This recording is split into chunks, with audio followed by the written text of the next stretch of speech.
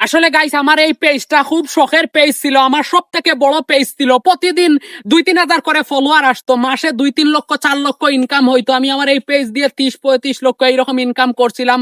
এই টাকা থেকে মসজিদ, মাদ্রাসা, এতিমখানা অনেক সাহায্য করছি। ইট, বালু, সিমেন্ট অনেক দিছি, গরিব অসহায় মানুষদেরকে সাহায্য করছি। আমি যে ইনকাম করছি তা না। তো কেউ বা কারা আমার এই পেজটা সাসপেন্ড করে দিছে। আমি লাইভে থাকাকালীন অবস্থায় লাইভ চ্যাট করে মেটার সাথে এই পেজটা সাসপেন্ড করে দিছে। আর আসলে মেটা এখন কার পেজ, কে মালিক এইটা দেখে না। কেউ রিপোর্ট করার সাথে সাথে তারা রিঅ্যাকশন নেয়, আবার তাদের কাছ থেকে আপিল করলে তারা এটার অ্যাকশন নেয় না। আসলে তারা কি করে, গয়খারে গা বর্গি জয়খারে যা খয়খারে খান্তুস্ত মেটা, ঠিক আছে?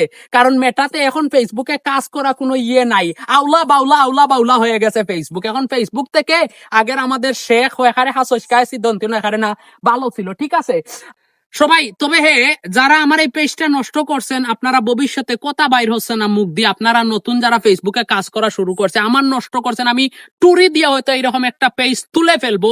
যারা নতুন ফেসবুকে কাজ করছে, অনেক আশা ভরসা, মানুষের মন ভাঙ্গা আর মসজিদ ভাঙ্গা সমান। আপনারা নতুন কারো পেজ আল্লাহ কা বাস্তে পায়ে ধরছি নষ্ট করবেন না, ঠিক আছে? ভালো থাকবেন, সুস্থ থাকবেন, কথায় বার্তায় কোনো ভুল হইলে মাফ করে দিবেন।